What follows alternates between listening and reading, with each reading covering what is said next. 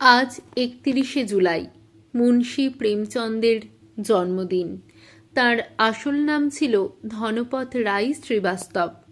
তিনি ছিলেন উর্দু ও হিন্দি ভাষার কালজয়ী সাহিত্যিক। তাঁর লেখা সাহিত্য বিশ্ব সাহিত্য ভাণ্ডারের অমূল্য সঞ্চয়।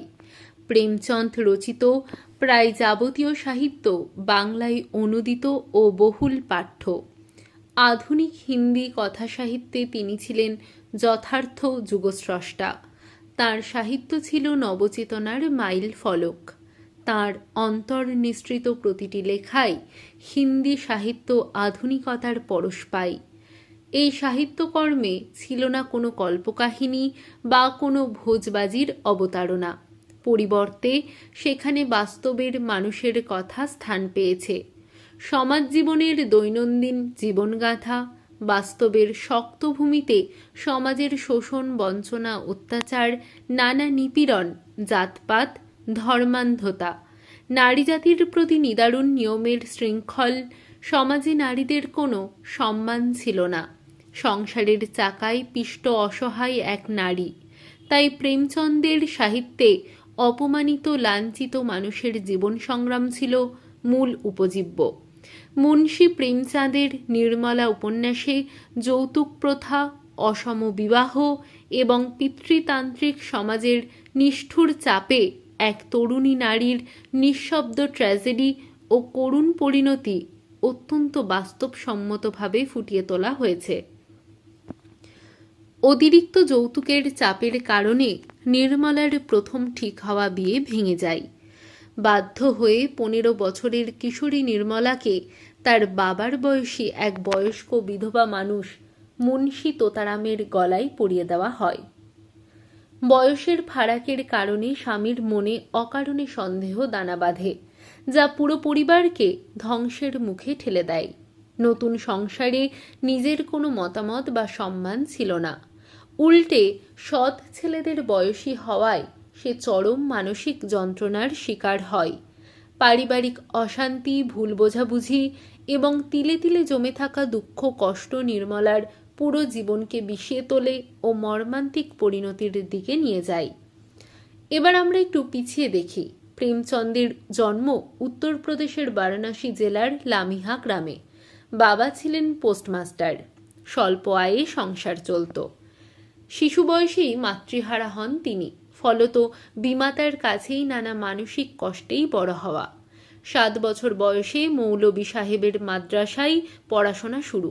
সেখানেই উর্দু, হিন্দি সঙ্গে ফার্সি ভাষা শেখা।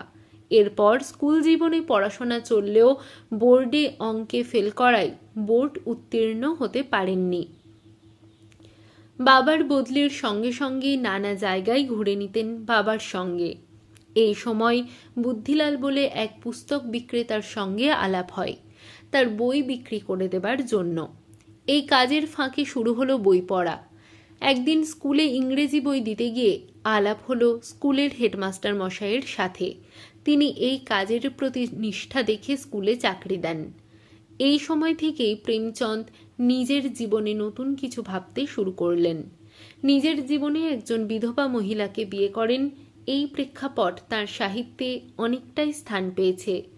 1907 সালে তাঁর প্রথম গল্প সংসার কা সবসে আনমোল রতন প্রকাশ হয় হিন্দি ভাষায়। এরপর উর্দু ভাষায় স্বদেশ প্রেমমূলক 5টি গল্পের সংকলন প্রকাশ হয়, যার নাম দিলেন সোজে বতন 1908 সালে। পরাধীন ভারতবর্ষে মানুষের মুক্তির জয়গানে পড়লেন ব্রিটিশ বিরোধিতায়। এই বই নিষিদ্ধ ঘোষণা হলো। শুধু তাই নয়, 500 কপি বই নিজে হাতে পোড়াতে বাধ্য হলেন তিনি। তিনি লেখা ছাড়েননি, শুরু করলেন নবাব রায় ছদ্মনামে।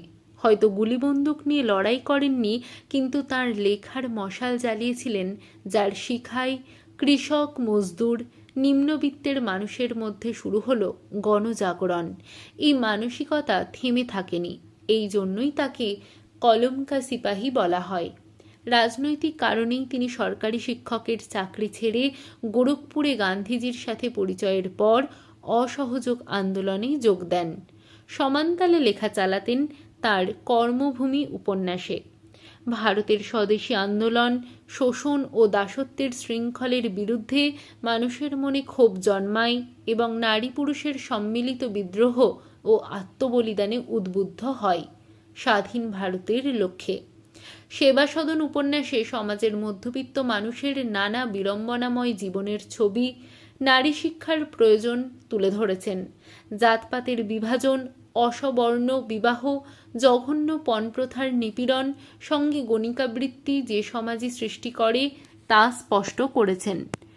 প্রেমাশ্রম ও বরদান দুটি অসামান্য উপন্যাস। কৃষক সমাজের ওপর জমিদারি অত্যাচার মূর্ত হয়ে উঠেছে।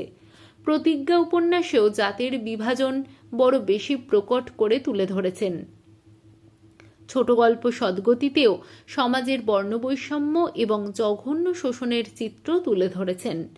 দুঃখী চরিত্র মনে থাকবে মানুষের সমাজের জাঁতাকলে, যার মৃত্যু আমাদের কাঁদায়।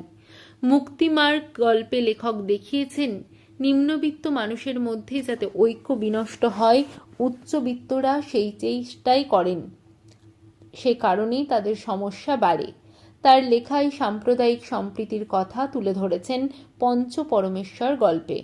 তার কিছু সামাজিক অবদান আলোচনা করব। এই গল্পে বন্ধুত্ব, সত্য, ন্যায় বিচার এবং নৈতিকতার আদর্শ সুন্দরভাবে তুলে ধরা হয়েছে। এর প্রধান চরিত্র হল দুই বন্ধু, জুম্মন শেখ ও অলগু চৌধুরী। এই গল্পের মূল বিষয় পঞ্চ বা বিচারকের আসনে বসে ব্যক্তিগত সম্পর্ক বা বন্ধুত্বের চেয়ে ন্যায় বিচার ও সত্য বড়, এই শিক্ষা দেওয়া। 1936 সালে লখনৌতে প্রোগ্রেসিভ রাইটার্স অ্যাসোসিয়েশনের প্রথম সম্মেলন হয়।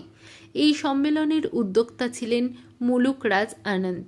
প্রেমচন্দ এই সম্মেলনে সভাপতি ছিলেন। তার মূল্যবান বক্তব্যে মানুষের কথাই বলেন, সমাজের অবহেলিত অত্যাচারিত মানুষের প্রতি লেখকদের দায়বদ্ধতার কথা বলেন। 1935 সালে সারা ভারত কিষাণ সভার সম্মেলন অনুষ্ঠিত হয়, সেখানেও তার গুরুত্বপূর্ণ ভূমিকা ছিল। তিনি হিন্দি, উর্দু ভাষার সফল লেখক। এই উপমহাদেশের অন্যতম ও বিংশ শতাব্দীর ভারতীয় লেখকদের অগ্রগামী। জীবনের ওঠাপড়া ও বেশি পরিশ্রমে শরীর অশক্ত হয়ে পড়েন ও কঠিন অসুখে ভুগেছেন। 1936 সালের 8ই অক্টোবর মুন্সী প্রেমচন্দ প্রয়াত হন। রেখে যান সাহিত্যের অমূল্য ভাণ্ডার। ব্রিটিশ বিরোধী সাম্যবাদী মানবিক সাহিত্যিককে চিন্তন জানাই গভীর শ্রদ্ধা।